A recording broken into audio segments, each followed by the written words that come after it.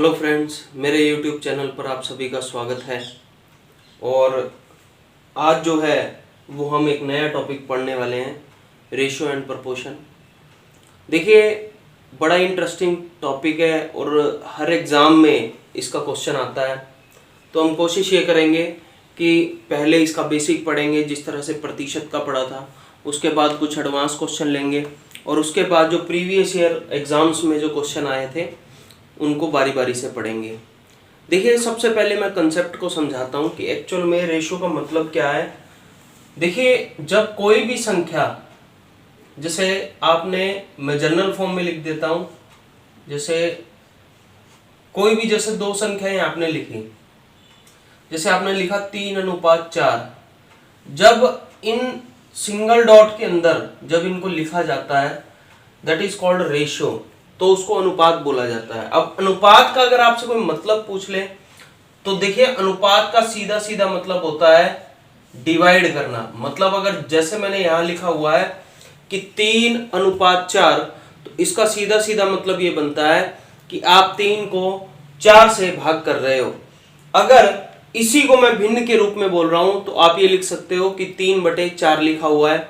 या इसी को जैसे हमने लास्ट लेक्चर में पढ़ा था कि अगर प्रतिशत के रूप में लिखता हूं तो यह हमारा प्रतिशत बन जाएगा कितना, 75%, क्योंकि मैंने इसको क्या किया, यहाँ पे 100 से मल्टीप्लाई कर दिया। ठीक है, तो ये बोलने के कई तरीके थे कि प्रतिशत अगर दे रखा है तो उसको हमने फ्रैक्शन की फॉर्म में कैसे लिखा था, या फिर अगर रेशो की फॉर्म में दे रखा है तो उसको फ्रैक्शन की फॉर्म में कैसे लिखा, या फिर रेशो की फॉर्म में दे रखा है तो उसको हमने परसेंटेज के रूप में कैसे लिखा। तो ये एक बड़ा ही अच्छा आपका टॉपिक है। तो चलिए हम चलते हैं, कुछ बेसिक बातों से स्टार्ट करते हैं। देखिए, यहाँ पर एक सीखने वाली अच्छी बात क्या है कि इसमें 2-3 प्रॉपर्टीज होती हैं। पहली प्रॉपर्टी कौन सी होती है, मल्टीप्लिकेशन की, और दूसरी होती है डिवाइड की। अब जैसे मैंने लिखा 3:4, तो देखिए अनुपात का रूल आपको क्या बोलता है कि अगर आप दोनों तरफ किसी भी सेम नंबर से मल्टीप्लाई कर देते हो, क्या कर देते हो, किसी भी सेम समान संख्या से मल्टीप्लाई कर देते हो। जैसे मैंने यहाँ 5 से मल्टीप्लाई किया, तो यहां भी अगर 5 से मल्टीप्लाई कर रहे हो तो जो भी रिजल्ट आएगा, जैसे यहां आ गया 15 और यहां आ गया 20, तो जो पहले अनुपात था 3:4 और जो अब अनुपात बन गया 15:20, ये दोनों बराबर होंगे। कैसे, जैसे 3/4 बराबर होगा 15/20 के। आई थिंक मेरी बात समझ गए होंगे। क्यों? क्योंकि देखिए 3:4 को मैंने अभी 3/4 लिखा था, इसी प्रकार से 15:20 को मैंने 15/20 लिख दिया। तो यहां पर अनुपात पे कोई फर्क नहीं पड़ेगा, क्योंकि अगर मैं फिर से इसको काटना चाहूं तो ये 3/4 ही बन जाएगा। एक प्रॉपर्टी तो ये थी इसकी मल्टीप्लिकेशन की। सिमिलरली एक प्रॉपर्टी है इसकी डिवीजन की। तो चलिए हम उसको भी देखते हैं। देखिए, यहां पर जैसे मैंने एक संख्या लिखी हुई है 3:4। अभी अभी जिस प्रकार से मैंने मल्टीप्लाई किया दोनों तरफ, तो अनुपात पे कोई फर्क नहीं पड़ा। सिमिलरली अगर मैं दोनों तरफ सेम नंबर से डिवाइड कर देता हूं, जैसे मैंने 5 से दोनों तरफ डिवाइड कर दिया, तो भी इसके अनुपात पे कोई फर्क नहीं पड़ेगा। क्यों फर्क नहीं पड़ेगा? देखिए, अभी अभी जैसे मैंने 3:4 को क्या लिखा था, 3/4 लिखा था। मतलब इस संख्या को यहां लिखा और जो अनुपात के बाद दे रखी थी उसको नीचे लिखा। सिमिलरली अगर मैं यहां लिखता हूं 3/5, तो अनुपात के बाद वाली को मैं लिखता हूं नीचे 4/5। अब यहां से 5 से 5 कट जाएगा तो अनुपात फिर से क्या आ जाएगा, 3/4 या 3:4। मेरी बात समझ गए होंगे। ये दोनों प्रॉपर्टीज बड़ी इंपॉर्टेंट है यहां पर और समझने वाली है। देखिए, अनुपात एक्चुअल में अनुपात बनता कब है उसके बारे में भी मैं बता देता हूं। जैसे कि यहां पर 15:20 दे रखा है, या दो संख्याएं दे रखी है 15 और 20। अगर मैं आपको बोलता हूं कि भैया इसको अपने छोटे से छोटे रूप में अनुपात के रूप में लिखिए, तो आप क्या करोगे, आप लिखोगे 15:20, और छोटे से छोटे रूप में बोला है तो इसको आप 5 के पाड़े में काट दोगे, आपका 3 आ गया। और ये आपका 4 आ गया, मतलब 3:4 बन गया। अब यहां पर सीखने वाली बात क्या बनती है कि जब मैंने इसमें से 5 कॉमन निकाला, किसमें से, देखिए इसमें से 15 में से 5 कॉमन गया तभी 3 आया, और 20 में से 5 कॉमन गया तभी 4 आया। तो यहां पर जो 5 कॉमन आया, एक्चुअल में वो संख्या क्या है, उस संख्या को हम क्या बोल सकते हैं, क्या हम उस संख्या को ये बोल सकते हैं कि ये जो 5 है इस 15 और 20 का HCF है। HCF बोले तो जो अभी आप आगे पढ़ोगे जिसको महत्व समावर्त बोलते हैं। महत्व समावर्त क्या होता है, वो एक ऐसी हाईएस्ट कॉमन वैल्यू होती है किन्हीं भी 2 या 3 संख्याओं में जिनमें से आपको लेनी है। तो हाईएस्ट कॉमन संख्या होती है जो मैक्सिमम उन दोनों में से बाहर आ सकती है, जैसे 15 और 20 है, इसमें से मैक्सिमम कॉमन वैल्यू कौन सी बाहर आ सकती है, केवल और केवल 5 मैक्सिमम ऐसी वैल्यू है जो कि इन दोनों में से बाहर आ सकती है। तो एक चीज ध्यान रखना कि जब किन्हीं भी 2 संख्याओं में से उसका HCF हमने बाहर निकाल दिया तो उनके छोटे से छोटे रूप को हम अनुपात के रूप में लिख सकते हैं यहाँ पे।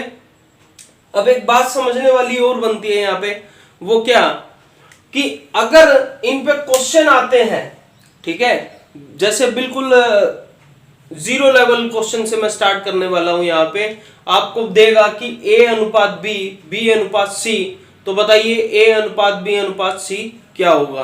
तो इस तरह के क्वेश्चन आते हैं। तो आइए चलते हैं हम उन क्वेश्चंस की तरफ। देखिए क्वेश्चन आपको इस तरह से देता है अनुपात के अंदर, A/B आपको दे रखा है 2:3, B/C आपको दे रखा है 4:3, ये भी लिख लेता हूं। आपसे पूछ लेगा बताइए A/B/C किसके बराबर होगा। बड़ा ही सिंपल सा क्वेश्चन है। इस तरह के क्वेश्चन कई बार HSSC में, SSC में, डिफरेंट एग्जाम्स में पूछे गए हैं, बहुत एग्जाम्स में पूछे गए हैं। तो हम इस तरह के क्वेश्चन को सॉल्व कैसे करते हैं, देखिए इस तरह के क्वेश्चंस को सॉल्व करने के लिए मेरे पास काफी तरीके हैं, परंतु मैं आपका टाइम वेस्ट नहीं करूंगा। मैं आपको मोस्ट सुटेबल तरीका जो होगा और मोस्ट इजी जो तरीका होगा उस पर हम फोकस करेंगे। देखिए इस तरह के क्वेश्चन को सॉल्व कैसे करना है, यहां पर आपको 2 बातों का ध्यान रखना है। 2 बातें कौन सी, आपको ऊपर से नीचे की ओर मल्टीप्लाई करते हुए आना है, मतलब इस तरह से ऊपर से नीचे की ओर मल्टीप्लाई करते हुए आना है। और आपने क्या करना है, जो आपकी लेफ्ट मोस्ट वैल्यू होगी उसको काट देना है, ठीक है। मतलब लेफ्ट मोस्ट वैल्यू जो आपने सबसे पहली ली थी उसको काटते रहना है, ठीक है। कैसे, जैसे आपने 2 को 4 से, ऊपर से नीचे आ रहे हो तो 2 को 4 से मल्टीप्लाई करना है, कितना आया 8। अब आपकी पहली वाली लेफ्ट मोस्ट वैल्यू कौन सी है 2, तो इसको काट दो। अब ऊपर से आने का रास्ता किधर से, इधर से, ठीक है। अब ऊपर से आने का रास्ता किधर से, इधर से, तो 4 तिया कितना बन गया 12। समझ आ रही है बात। अब और क्या करेंगे, अब फिर से वही रूल कि भैया लेफ्ट मोस्ट वैल्यू को काट देंगे, ये काट दिया। अब इनको मल्टीप्लाई करेंगे, तो क्योंकि यहां से तो रास्ता बंद हो गया है, बिल्कुल, तो 3 तिया 9, तो ये हमारा आंसर आ गया 8:12:9। तो बड़ा ही सिंपल सा क्वेश्चन है और बड़ा ही आसान सा क्वेश्चन है। चलिए हम चलते हैं एक नेक्स्ट क्वेश्चन की तरफ। देखिए क्वेश्चन में आपको क्या दे रखा है, आपको दे रखा है A/B बराबर है 1:2 के, B/C बराबर है 3:4 के, इसी प्रकार C/D बराबर है 6:9 के, और D/E बराबर है 12:16 के। तो ABCDE का अनुपात क्या होगा ये पूछ रहा है। देखिए मैं क्वेश्चन को लिख देता हूं यहां पे, A/B, B/C, C/D, D/E, और आपसे पूछ क्या रहा है, आपसे पूछ रहा है A/B/C/D/E, ये आपसे पूछ रहा है। आपको दे क्या रखा है, आपको दे रखा है 1:2, 3:4, 6:9, और क्या दे रखा है 12:16। देखिए क्वेश्चन को अगर हम मल्टीप्लाई करके सॉल्व करेंगे, जैसे अभी हमने लास्ट क्वेश्चन किया था, तो क्वेश्चन को सॉल्व करने में कोई दिक्कत नहीं है, परंतु हमारा टाइम वेस्ट हो रहा है और बस टाइम का ही सारा फंडा है और टाइम ही हमें बचाना है। तो हम क्या करेंगे, यहां से इस क्वेश्चन को थोड़ा सा और इजी बना देता हूं मैं। क्वेश्चन को सॉल्व कैसे करना है, मेरी एक बात ध्यान से सुनना। अगर इस तरह का कोई क्वेश्चन दे रखा हो या फिर अनुपात पूरा पूरा कट रहा हो, अनुपात पूरा पूरा कटने का मतलब कैसे, देखिए ये 6:9 दे रखा है और अभी अभी लास्ट कंसेप्ट हमने पढ़ा था, प्रॉपर्टीज पढ़ी थी कि 6:9 को मैं और क्या लिख सकता हूं, इसमें से मैक्सिमम वैल्यू इन दोनों में से क्या बाहर आ सकती है, 3। तो ये बन जाएगा 2 और ये बन जाएगा 3, बन सकता है। इसी तरह से अगर मैं इसकी बात करता हूं तो 12:16 है, तो मैक्सिमम वैल्यू बाहर क्या आ सकती है, 4। तो ये 3 और ये 4 बन जाएगा। मेरी बात से सहमत हो? अब हमने इसको छोटा करके लिख दिया है, 6:9 को 2:3 और 12:16 को 3:4। तो मैं यहाँ क्या कर रहा हूं, ये जस्ट मैंने आपको करके दिखाया है, आप अदरवाइज इसको डायरेक्ट भी कैलकुलेट कर सकते हो विदाउट कॉपी पेन, ताकि आपका टाइम बच जाएगा। और आप डायरेक्ट ये लिखने से पहले डायरेक्ट ही ये लिख दो 2:3 और ये लिखने से पहले ये लिख दो कि 3:4 है। अब सबसे पहले आपने क्या करना है, वही जो आप ऊपर से नीचे की ओर मल्टीप्लाई करते हुए आना है, और वही जो दो बातें मैंने आपको लास्ट क्वेश्चन में बताई थी कि भैया लेफ्ट मोस्ट वैल्यू को आपने काटते चले जाना है। कैसे, अब देखिए सबसे पहले आप इस तरह से आओगे ऊपर से नीचे की ओर, तो 3 दूनी 6 तिया 18 ये आ गया। इसके बाद देखो यहां पे सबसे पहली वैल्यू कौन सी कटेगी, ये वाली। तो अब ऊपर से आने का रास्ता किधर से है, इधर से। तो 3 दूना 6, 3 दूना 6, छिक छिक कितना हो गया, 36। इसके बाद कौन सी वैल्यू कटेगी, ये वाली।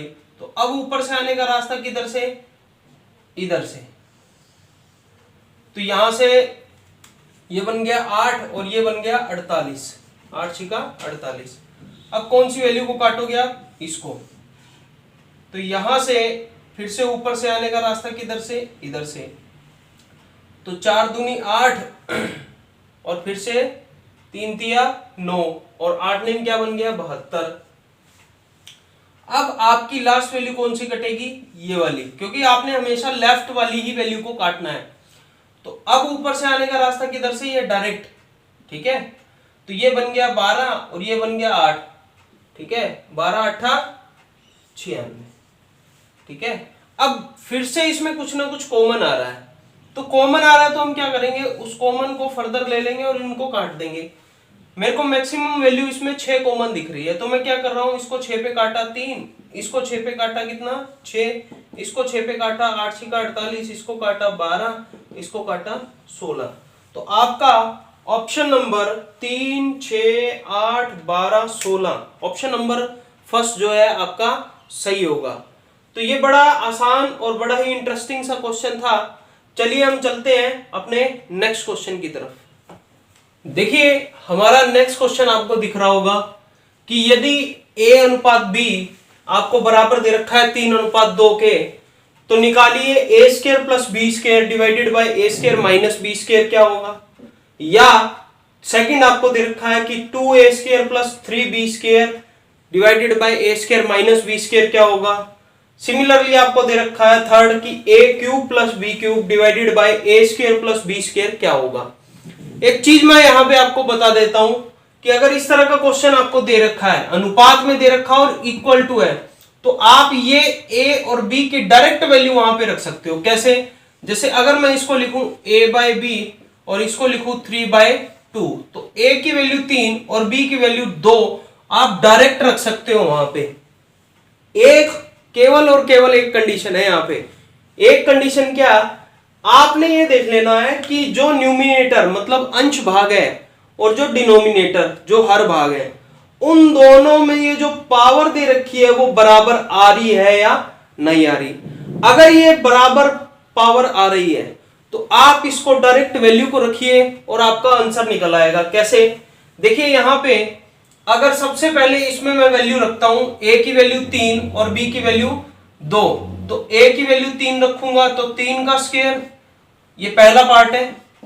सिमिलरली b की वैल्यू 2 रखूंगा, सिमिलरली नीचे रख देता हूं।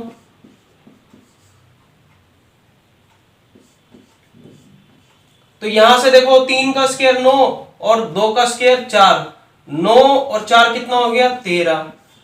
यहां नीचे क्या बना 3 का स्क्वायर 9 और 2 का स्क्वायर 4, तो 9 में से 4 गया कितना आ गया 5। तो आपका आंसर कितना आ गया 13/5। आइए इसका सेकंड पार्ट करते हैं। सेकंड पार्ट में क्या दे रखा है आपको, दे रखा है 2a², ये वाला पार्ट, इसकी मैं बात कर रहा हूं। इसमें अगर मैं a की वैल्यू 3 और b की वैल्यू 2 रखता हूं तब क्या होगा, तो a की वैल्यू 3 रखी, ये 2 आपको दे रखा है क्वेश्चन में, और b की वैल्यू मैं 2 रख रहा हूं। a की वैल्यू फिर से 3 रखी और b की वैल्यू 2 रखी, ठीक है। तो इसको सॉल्व करिएगा, ये आ रहा है देखिए 3 का स्क्वायर 9 और 9 दूना कितना बन गया 18। यहां कितना बन रहा है 2 का स्क्वायर 4, 4 तिया 12। नीचे क्या बन रहा है 3 का स्क्वायर 9 और 4 का 2 का स्क्वायर 4, तो 9 में से 4 गया कितना आ गया 5। अब यहां पे 18 और 12 कितना हो गया 30/5, तो आपका आंसर कितना आ गया 6। तो ये थे इसके 2 पार्ट। बाकी अब इस तीसरे पार्ट की मैं बात करता हूं। तो ये तीसरा पार्ट आपको क्या बोल रहा है, तीसरा पार्ट ये बोल रहा है, जैसे अभी मैंने आपको एक कंडीशन बताई थी कि अगर आपके पास रेशो का कोई भी इस तरह का क्वेश्चन आ जाता है तो आपने करना क्या है, सबसे पहले न्यूमिनेटर और डिनोमिनेटर मतलब अंश भाग और हर भाग में ये देखना है कि पावर सेम आ रही है कि नहीं आ रही। अब इस तीसरे पार्ट में आप अगर गौर करते हो तो ये तीसरे पार्ट में देखिए ऊपर पावर कितनी आ रही है 3 और नीचे पावर कितनी आ रही है 2। तो ध्यान रखना, अगर केवल और केवल ये कंडीशन आपको दे रखी है, केवल ये दे रखी है और आपसे ये पूछ रहा है, तो ये पॉसिबल ही नहीं है कि आप इसकी वैल्यू निकाल दो। मेरी बात समझ आ गई? तो चलिए हम चलते हैं अपने नेक्स्ट क्वेश्चन की तरफ और नेक्स्ट कंसेप्ट की तरफ कि नेक्स्ट कंसेप्ट अपना क्या है। देखिए हमारा नेक्स्ट कंसेप्ट है, बड़ा ही इंटरेस्टिंग है, और ये जो कंसेप्ट मैं आपको 3-4 तरीकों से करवाऊंगा, और ये तीनों चारों जो तरीके हैं वो आपके पार्टनरशिप मतलब साझेदारी के जो क्वेश्चन आते हैं परसेंटेज से रिलेटेड, और साथ ही साथ जो रेशो से रिलेटेड मतलब अनुपात से रिलेटेड जितने भी क्वेश्चन आते हैं वो सारे के सारे इन्हीं कंसेप्ट से आपके सॉल्व हो जाएंगे। देखिए एक बड़ा ही इंटरेस्टिंग सा कंसेप्ट है, उसी पे मैं एक क्वेश्चन लेता हूं। क्वेश्चन को ध्यान से देखिएगा। अगर मैं आपको ये दे दूं कि 3a बराबर 4b बराबर है 6c के, ये मैंने आपको दे दिया, और मैं आपसे ये पूछ रहा हूं तो बताइए a ratio b ratio c क्या होगा। अगर मैं ये क्वेश्चन आपसे पूछ लेता हूं तो आप इसका आंसर कैसे निकालोगे। देखिए यहां पर ये वैल्यू आपको बराबर दे रखी है एक्चुअल में, तो इसको सॉल्व करना बड़ा आसान है। इसको सॉल्व कैसे करेंगे, देखिए ये वैल्यू बराबर दे रखी है, इसको भी सॉल्व करने के मेरे पास काफी तरीके हैं। जैसे कि एक तरीका तो ये है कि भैया पहले इन दोनों को बराबर रख लो फिर इन दोनों को बराबर रख लो, जो वैल्यू आएगी उसी तरह से जो मैंने पीछे बताया था a ratio b ratio c आप निकाल सकते हो। कैसे, जैसे मैं आपको दे दूं कि 3a बराबर 4b के है, और इसी तरह से 4b बराबर आपको दे रखा है 6c के, तो यहां से a बाय b क्या बनेगा, मतलब इस b को अगर आप नीचे ले आओ और इस 3 को आप इधर नीचे लेके जाओगे तो यहां से a रेशो b क्या बन गया आपके पास 4:3। सिमिलरली b रेशो c यहां से क्या बनेगा 6/4, क्योंकि इस 6 को आपने यही रखा और इस 4 को आप नीचे ले गए। यहां से एक बात पर गौर करिए कि अगर मैं इसको काट दूं तो ये 3 और ये कितना आ गया 2, क्योंकि वो कट रहा है। अब इन दोनों कंडीशन में थोड़ा सा आप अगर गौर करते हो तो b की वैल्यू यहां भी 3 आ रही है और यहां भी कितनी आ रही है 3, तो डायरेक्ट मैं आंसर बता सकता हूं a ratio b ratio c क्या बन गया 4:3:2, ये आपका आंसर आ गया। देखिए तरीका आसान है, परंतु हम इस तरीके से क्वेश्चन को सॉल्व नहीं करेंगे, काफी और तरीके हैं मेरे पास। इस क्वेश्चन को करने के लगभग 5 तरीके और हैं मेरे पास, आपको बुक्स में भी दे रखा है। एक जिगजैग फॉर्म में भी इस क्वेश्चन को सॉल्व करता है कि भैया इसको नीचे लेके जाओ जिगजैग बना दो और सॉल्व कर दो। एक वो भी तरीका था कि अगर मैं इसको लिखता a रेशो b आपको दे रखा है 4:3 और b रेशो c आपको दे रखा है 3:2, और फिर से वही जो मैंने पीछे आपको करवाया था a ratio b ratio c आप इसको निकाल सकते थे, परंतु हम कोई भी ऐसा तरीका नहीं करेंगे जो हमारा टाइम वेस्ट करे।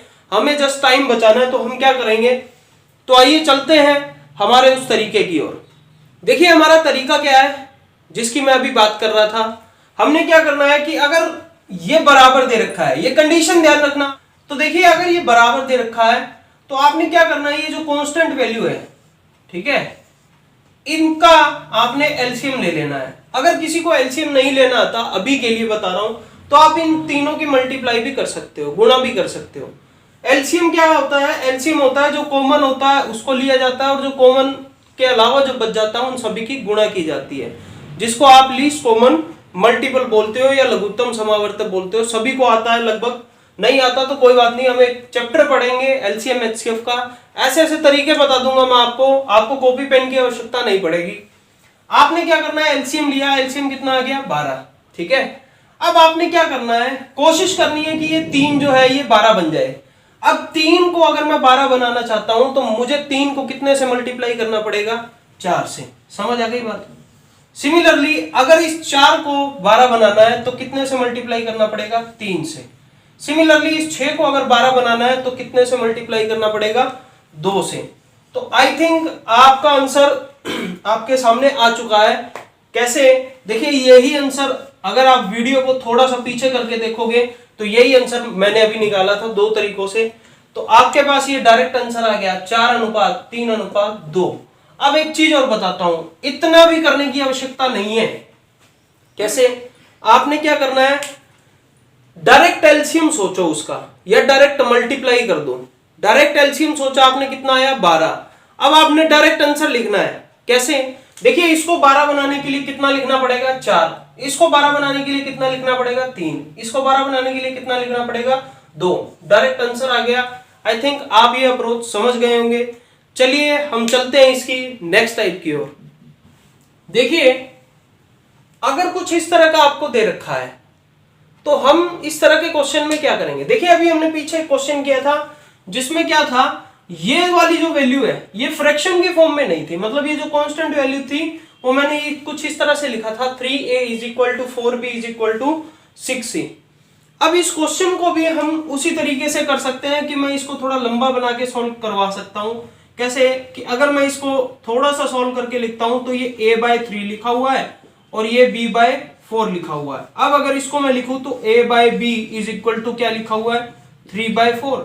सिमिलरली पहले जैसे इन दोनों को बराबर रखा तो अब इन दोनों को बराबर रखता हूं, तो b/4 = c/6 लिखा हुआ है। तो हम क्या करेंगे, b/c = हमारे पास क्या आ गया, 4/6।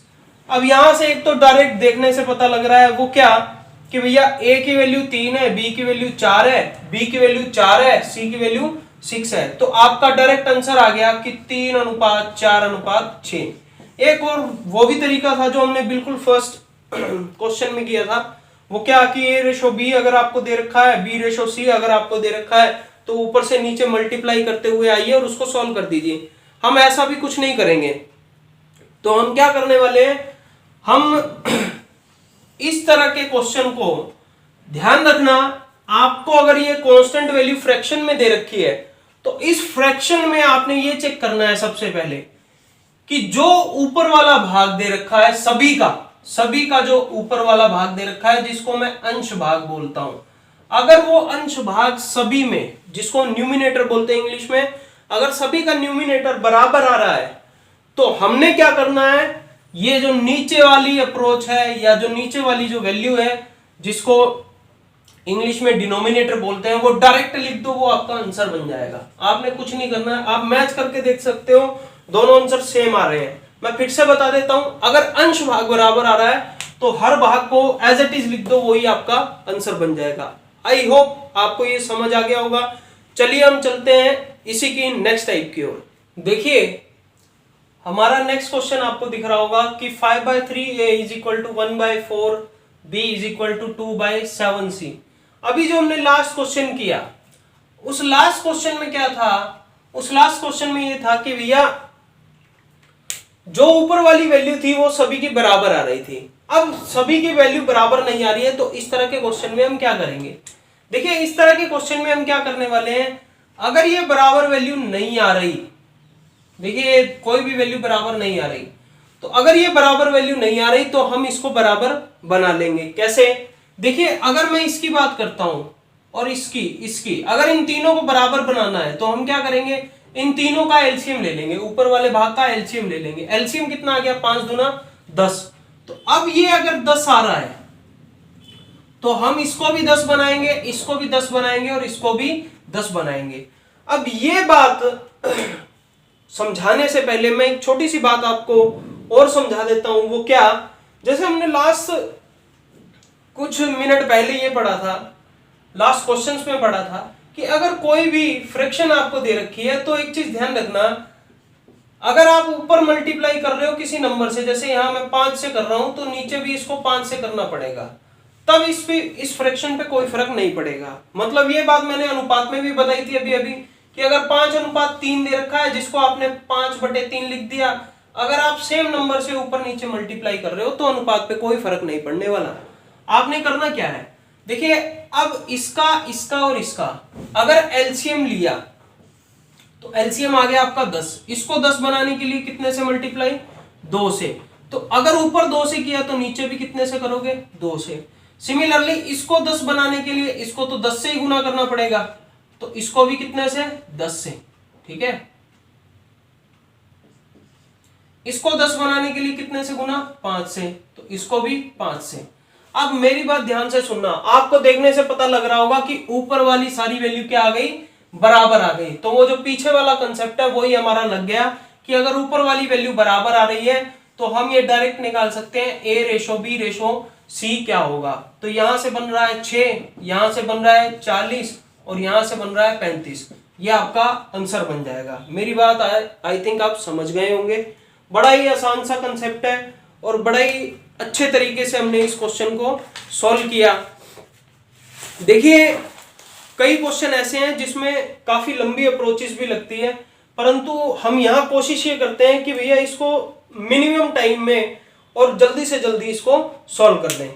तो आई होप ये कंसेप्ट आपको समझ आया होगा। कुछ बेसिक क्वेश्चन इस पे हम और करते हैं। चलिए देखिए, कुछ बेसिक क्वेश्चन स्टार्ट करने से पहले कुछ बातें और जो कि रेशो में हमें पढ़नी बहुत जरूरी है। कौन सी? अब जिस तरह से मैं आपको ये देता हूं कि A/B आपको दे रखा है 2/3 और इस 2/3 में आपको ये 500 रुपए बांटने हैं। मैंने लिख दिया यहाँ पे कि 500 रुपए बांटने हैं, दो बंदे A और B, और इनका अनुपात होना चाहिए 2:3। अब ये बात क्यों बता रहा हूं? क्योंकि देखिए इस चीज को हम बार बार पढ़ेंगे रेशो के अंदर, तो मैं ये पहले बता देता हूं। तो हमने करना क्या है, देखिए ये जो टोटल रेशो है ना, इसको कैलकुलेट करना है। एक्चुअल में टोटल वैल्यू कितनी दे रखी है? यहां पे आपको 500 रुपए दे रखा है और यहां पे कितना यूनिट दे रखा है? 5 यूनिट। 2 और 3 कितना बन गया? 5 यूनिट। अब आपने कैलकुलेट कैसे करना है इसको? कैलकुलेट ये करना है कि भैया 5 यूनिट है जो कि कितने के बराबर है? 500 के। तो 1 यूनिट होगा वो कितने के बराबर होगा? आप 500 को 5 से डिवाइड करके देख लो, 1 यूनिट आपके पास कितने के बराबर आ गया? 100 के। तो अगर 1 100 के बराबर है तो 2 200 के बराबर होगा और 3 300 के बराबर होगा। तो ये चीज आपको समझनी बहुत जरूरी है। देखिए हमारा नेक्स्ट कंसेप्ट जो है वो है प्रोपोर्शनल पे। एक्चुअल में जो रेशो हमने पढ़ा उसमें क्या था? उसमें अभी तक ये था कि आपने जो दो संख्याओं को लिखा तो वो कुछ इस फॉर्म में लिखा था, A/B की फॉर्म में। अभी जब हम प्रोपोर्शनल की बात करते हैं,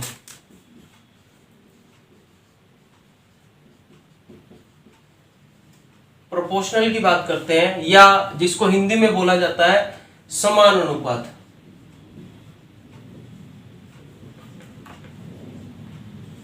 अगर मैं इसकी बात करता हूं तो देखिए प्रोपोर्शनल या फिर समानुपात क्या है? जब दो अनुपातों को, जैसे एक अनुपात ये हो गया और दूसरा अनुपात फॉर एग्जांपल ये हो गया, जब दो अनुपातों को मैं बराबर रख देता हूं, दैट इज कॉल्ड प्रोपोर्शनल। क्योंकि देखिए जब समान अनुपात की अगर मैं बात करता हूं तो अगर इस समान अनुपात शब्द की मैं संधि विच्छेद करता हूं तो इससे आपको पता लग जाता है कि समान अनुपात मतलब जब अनुपात क्या हो जाए? समान। मतलब ये अनुपात और ये अनुपात क्या हो गया? बराबर। अब एक चीज देखना, यहां पर एक्चुअल में जब हम प्रोपोर्शनल को पढ़ते हैं तो उसके लिए सिंबल ये लगाया जाता है। तो आई थिंक ये समझ गए होंगे आप। देखिए इससे पहले मैंने इक्वालिटी का साइन रखा, तो कुछ प्रॉपर्टीज भी है इसकी समझने वाली। वो क्या कि देखिए जब कभी भी आप इनको इक्वालिटी की फॉर्म में रखते हो, ठीक है, ये रखा, तो देखिए यहां से एक चीज पढ़ी थी आपने कि अगर कोई भी संख्या अनुपात में दे रखी हो तो आप क्या कर सकते हो, उसको फ्रैक्शन की फॉर्म में लिख सकते हो। तो ये लिख दिया मैंने। इसी तरह से इसको लिख देता हूं, ये लिख दिया मैंने। तो यहां से एक रिजल्ट बन के आया है। देखिए अगर इस d को मैं इधर ले जाऊं तो a मल्टीप्लाई d बराबर c मल्टीप्लाई b, ठीक है। मतलब पहली और लास्ट की गुना, मतलब इन दोनों की गुना, किन दोनों की गुना के बराबर होगा, देखिए a और d की गुना इन दोनों की गुना के बराबर होगा, मतलब b और c की गुना के बराबर होगा। तो ये एक बड़ी अच्छी बात सीखने को हमें मिलती है प्रोपोर्शनल के अंदर कि जब कभी भी दो अनुपातों को बराबर रखा जाता है तो इसके अंदर क्या होता है कि पहली और लास्ट वैल्यू और सेकंड और थर्ड वैल्यू, ठीक है। अभी जो मैंने वैल्यू शब्द यूज किया इसके अंदर क्या था कि फर्स्ट और लास्ट वैल्यू की मल्टीप्लिकेशन, सेकंड और थर्ड की मल्टीप्लिकेशन आपस में बराबर होगी। अब यहां से एक और बात सीखने को मिलती है कि देखिए ये जो आपके पास वैल्यू लिखी होती है इसको हम बोलते हैं प्रथम, इसको बोलते हैं द्वितीय, इसको तृतीय और इसको चतुर्थानुपात बोलते हैं। मतलब प्रथम अनुपात, द्वितीय, तृतीय और चतुर्थानुपात, ठीक है। मतलब इंग्लिश में बोला जाता है first, second, third and fourth proportional. अब एक चीज मैं आपको बता देता हूं कि अगर आपको ये सिंगल वैल्यू दी होती और मैं भी अगर आपसे ये पूछ लेता कि भैया थर्ड प्रोपोर्शनल क्या होगा, फोर्थ प्रोपोर्शनल क्या होगा या सेकंड प्रोपोर्शनल क्या होगा, तो वैसा भी हम कुछ पढ़ेंगे। इससे पहले एक चीज और आपको मैं यहां बता देता हूं कि इस तरह का क्वेश्चन काफी बार एग्जाम में पूछा गया है कि भैया बताओ ए बी सी डी में से कुछ भी आपको वैल्यू दे देगा और किसी चौथे की वैल्यू आपसे पूछ लेगा। तो आइए हम उसी तरह का एक बिल्कुल सिंपल सा क्वेश्चन कर लेते हैं। देखिए क्वेश्चन आपको अपने सामने दिख रहा होगा कि आपको ये तीन वैल्यूज दे रखी है प्रोपोर्शनल के अंदर और वो चौथी वैल्यू पूछ रहा है। तो आपने वही कंसेप्ट यूज करना है जो अभी हमने पढ़ा था कि फर्स्ट एंड लास्ट की मल्टीप्लिकेशन इन दोनों बीच वालों की मल्टीप्लिकेशन के बराबर होगी। कैसे, देखिए मैं इसको इसके साथ मल्टीप्लाई करता हूं तो मेरे पास आ गया 3x और इसको इससे मल्टीप्लाई करता हूं तो 6 पंजा कितना आ गया 30। इस 3 को नीचे लेके जाओगे तो ये कट जाएगा तो x की वैल्यू कितनी आ गई 10। तो ये आपका आंसर होगा। बड़ा ही सिंपल सा क्वेश्चन था, कई बार एग्जाम में पूछ लेता है तो इसलिए मैंने ये आपको करवा दिया। चलिए हम चलते हैं इसके नेक्स्ट कंसेप्ट की ओर। देखिए मैंने आपके सामने लिखा है तीसरा अनुपात या थर्ड प्रोपोर्शनल क्या होगा। ये बड़ा ही इंटरेस्टिंग सा एक कंसेप्ट है रेशियो प्रोपोर्शन के अंदर, ठीक है। तो आइए हम इसको पढ़ते हैं। एक्चुअल में आपको देता क्या है, मैं भी अगर मैं जर्नल फॉर्म में ये लिख देता हूं कि आपको दे रखा है a रेशो b और आपसे मैं पूछ लूं कि find out the third proportional of this two, मतलब इन दोनों का तीसरा अनुपात क्या होगा या तृतीय अनुपात क्या होगा, तो आप बड़ा आसानी से निकाल सकते हो। देखिए कंसेप्ट क्या बोलता है, जब कभी भी आपको प्रोपोर्शनल के या समान अनुपात के बारे में बात कर रहा है तो ऑब्वियसली ये समान अनुपात तो हमें चाहिएगा ही, ठीक है। अब एक तीसरी वैल्यू आपसे पूछ रहा है तो तीसरी वैल्यू निकालने के लिए कंडीशन और भी है हमारे पास। वो क्या कि आपको अगर प्रोपोर्शनल में रखना है तो आपको कम से कम 4 वैल्यू चाहिए। कैसे, देखिए अभी हमने पिछला 1-2 मिनट पहले पिछला एक कंसेप्ट पढ़ा था, उसमें क्या था a रेशो b और c रेशो d किया था। मैं भी अगर मैं आपको चौथी वैल्यू निकालने के लिए बोल दूं तो आपको तीन वैल्यू कम से कम चाहिएगी। तो इसी तरह से मैं क्या करने वाला हूं, थर्ड प्रोपोर्शनल निकालने के लिए जो b की वैल्यू दी होगी उसको एज इट इज रखना और जो आपको निकालना है मैं उसको मान लेता हूं कि आपको x निकालना है। तो आपने कंसेप्ट क्या यूज करना है, कंसेप्ट वही यूज करना है जो अभी तक हमने पढ़ा था, फर्स्ट एंड लास्ट की वैल्यू को मल्टीप्लाई करना है। मतलब ax बराबर होगा इन दोनों की मल्टीप्लीकेशन के, मतलब ये किसके बराबर होगा b स्क्वायर के। तो यहां से x की वैल्यू क्या बन जाएगी b स्क्वायर अपॉन में a। तो ये बात आपको ध्यान रखनी है क्योंकि कोई भी जनरल फॉर्म में अगर आपको क्वेश्चन दे दे तो आप उसको डायरेक्ट निकाल सकते हो। कैसे, आइए एक छोटा सा क्वेश्चन हम इस पे करते हैं। देखिए अगर मैं आपको क्वेश्चन कुछ इस तरह से दे देता हूं, मैंने क्वेश्चन में आपको दिया कि 3:4 का थर्ड प्रोपोर्शनल क्या होगा, 3:4 का थर्ड प्रोपोर्शनल आपको निकालना है, तो कैसे निकालोगे? तो देखिए सीधी सी बात है, अगर थर्ड प्रोपोर्शनल आपने निकालना है तो आपके पास समान अनुपात होना चाहिए, सबसे पहली बात।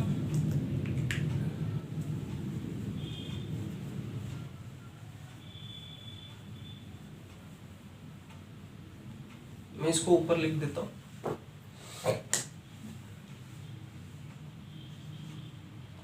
3:4 आपको दे रखा है और तीसरा अनुपात ही आपसे पूछ रहा है, तो आप इसको सबसे पहले क्या करोगे, प्रोपोर्शनल के अंदर रखोगे। अभी अभी मैंने एक कंसेप्ट बताया था कि आपने जब कभी भी ये दो वैल्यू आपको दे रखी है, मतलब एक रेशो आपको दे रखा है और थर्ड प्रोपोर्शनल पूछ रहा है, तो ये जो सेकंड वैल्यू है इसको एज इट इज रखना है, क्योंकि हमें कम से कम 3 वैल्यू चाहिए चौथी वैल्यू निकालने के लिए, और चौथी वैल्यू को हमने क्या मान लिया, x मान लिया। समझ आ गई बात? अब एक चीज देखना है, यहां से अगर ये 4 वैल्यू दे दी है तो मैं क्या करूंगा, इसकी मल्टीप्लाई करूंगा, ये आ गया 3x, और इन दोनों की मल्टीप्लाई करूंगा, ये कितना आ गया 16, तो x की वैल्यू यहां से क्या बनी 16/3, तो ये आपका क्या आ गया, थर्ड प्रोपोर्शनल। मेरी बात समझ गए होंगे। देखिए एक चीज और मैं आपको बताता हूं, ये मैंने आपको करके दिखा दिया अकॉर्डिंग टू दिस कंसेप्ट, मतलब ये अभी हमने पढ़ा था तो मैंने ये करके दिखा दिया। मैंने ये कहा कि अगर a/b दे रखा है तो आप इसको डायरेक्ट निकाल सकते हो, परंतु एक चीज और मैं बताता हूं यहाँ पे, अगर आपको केवल ये 3:4 दे रखा है तो आप इसको विदाउट कॉपी पेन निकाल सकते हो। कैसे? अगर ये कंसेप्ट आपको पता है तो आप डायरेक्ट निकाल सकते हो, मतलब x बराबर है b²/a, मतलब चौथा प्रोपोर्शनल अगर आपको निकालना है तो दूसरे प्रोपोर्शनल का स्क्वायर कर दो और उसके बटे में क्या करना है, पहला। कैसे?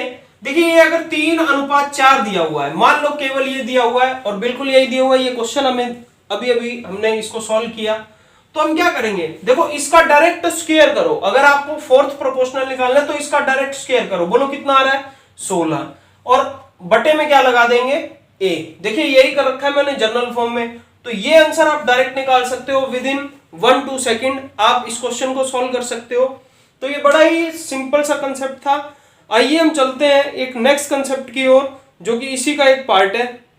अब एक चीज मैं आपको बता देता हूं, अगर मीन प्रोपोर्शनल की बात करता हूं या फिर मध्यानुपात की बात करता हूं, तो इसमें भी जैसे लास्ट कंसेप्ट था जिसमें हमने थर्ड प्रोपोर्शनल निकाला, बिल्कुल उसी तरह का कंसेप्ट है, केवल आपको दो वैल्यू देगा। जैसे मैंने दे दिया आपको a/b, और यहां से आपसे डायरेक्ट पूछ लेगा find out the mean proportional of these two. अब एक चीज मैं आपको बताता हूं, जब कभी भी इन दोनों का मीन प्रोपोर्शनल निकालना हो, ठीक है, अब देखिए मैं बात किसकी कर रहा हूं, प्रोपोर्शनल की बात कर रहा हूं, तो जब कभी भी प्रोपोर्शनल की बात करूंगा ऑब्वियसली हमें 4 वैल्यू चाहिएगी कम से कम, ठीक है। तो हम क्या करेंगे, अगर a/b की हमें प्रोपोर्शनल निकालनी थी, ठीक है, तो मैं क्या कर रहा हूं, यहां पे वो मध्य अनुपात क्या होगा उसको x मान लेता हूं, और प्रोपोर्शनलिटी के अंदर जब कभी भी आपको रखना है इसको, तो आप इसको इस फॉर्म में रखोगे, मतलब क्या कि यहां से a/x रखोगे और आगे रखोगे x/b, और बीच में क्या लगाओगे, वही प्रोपोर्शनलिटी का सिंबल, ठीक है। ये आपको वैल्यू कैसे निकालनी है, सेम वही कंसेप्ट रहेगा, इसकी इसके साथ मल्टीप्लीकेशन, मतलब ab, और यहां से ये किसके बराबर होगा, x² के, मतलब बीच वाले दो की गुना पहले और लास्ट वाले की गुना के बराबर होगा। तो x की वैल्यू यहां से क्या बनती है, x की वैल्यू बनती है √ab। ये बात समझ गए होंगे आप। तो चलिए हम चलते हैं एक बड़े ही सिंपल से क्वेश्चन की ओर, जो कि इसी कंसेप्ट पे आधारित होगा।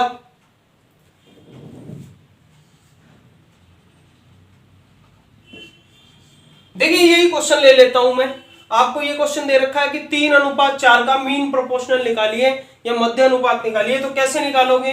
देखिए अभी अभी हमने एक कंसेप्ट पढ़ा था क्या, कि इन दोनों की गुना, मतलब ए बी बराबर होगा इन दोनों की गुना के, मतलब x² के। तो x की वैल्यू क्या बनेगी, √ab। अब a भी आपको दे रखा है, a ये रहा, b ये रहा, तो इन दोनों की गुना कर दो, कितना आ गया 12, और उसका क्या कर दो, अंडर रूट कर दो। तो यहां से आपका मीन प्रोपोर्शनल निकल आएगा, जिसको हमने अभी x माना है, √12 आ गया आपके पास।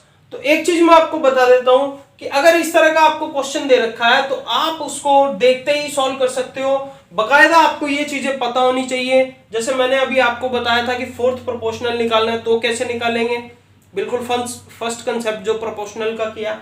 उसके बाद अगर मैंने बात की तो वो की थी कि थर्ड प्रोपोर्शनल निकालना है तो वो कैसे निकालेंगे। इसके बाद मैं बात कर रहा हूं मीन प्रोपोर्शनल की, कि ये अगर आपको निकालना पड़ जाए तो कैसे निकालोगे। इसको थोड़ा सा सॉल्व कर देता हूं। ये आ गया आपका 2√3, क्योंकि मैंने क्या किया, 4 को बाहर निकाल लिया जो कि 2 बन गया और अंदर रह गया आपका 3।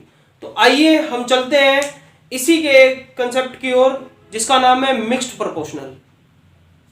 देखिए आपको दिख रहा होगा मिक्स्ड प्रोपोर्शनल, मिश्रित अनुपात जिसको हम बोलते हैं, कि अगर आपको ये दिया हो तो कैसे निकालोगे। देखिए प्रोपोर्शनल से पहले अगर मैं रेशो की बात करूं तो एक रेशो में कुछ इस तरह का क्वेश्चन किया था हमने, कुछ इस तरह का क्वेश्चन किया था कि A अनुपात B बराबर है 3:4 के, या कुछ भी और ले लेते हैं कि B अनुपात C बराबर है 2:1 के। एक और ले लेता हूं, C अनुपात D बराबर है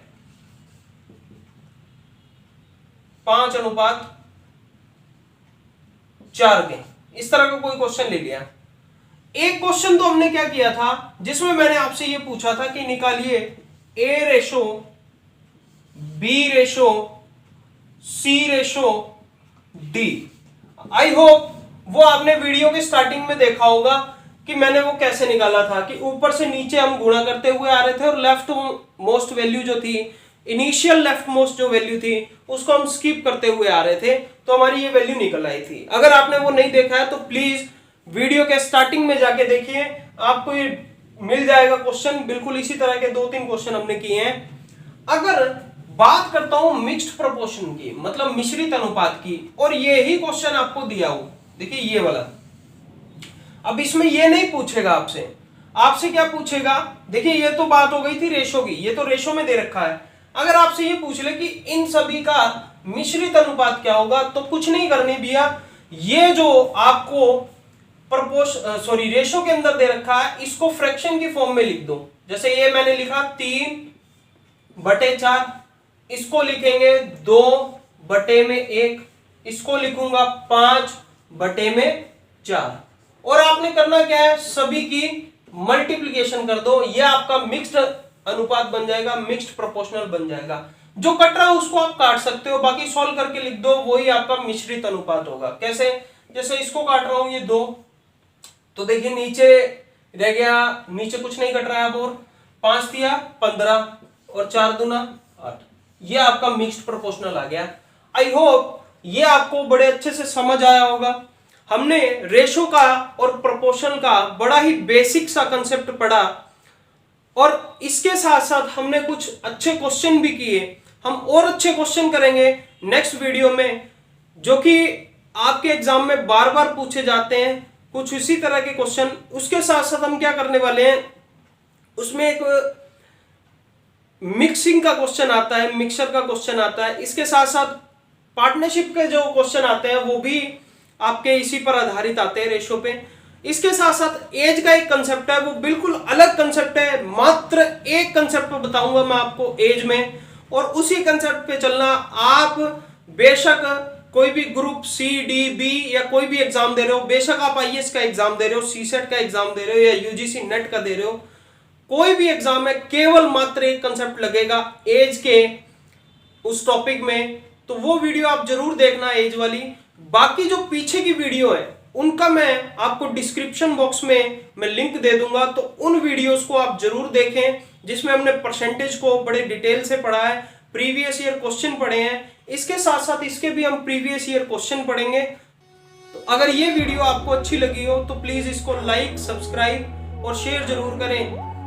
तो इस वीडियो में हमने बेसिक कंसेप्ट पढ़ा था रेशियो एंड प्रोपोर्शन का। नेक्स्ट जो वीडियो अभी हम करेंगे उसमें हम आपको क्वेश्चन करवाएंगे रेशियो एंड प्रोपोर्शन के, हम एडवांस क्वेश्चन करेंगे उसमें, और बड़े अच्छे अच्छे क्वेश्चन होंगे। उसके साथ साथ मैं एक चीज आपको बता देता हूँ, डिस्क्रिप्शन बॉक्स में मैंने प्रीवियस ईयर वीडियोस का लिंक दे रखा है, तो प्लीज उनको भी जरूर देखें। तो आज के लिए बस इतना ही, मिलते हैं हम अपने नेक्स्ट वीडियो में। धन्यवाद।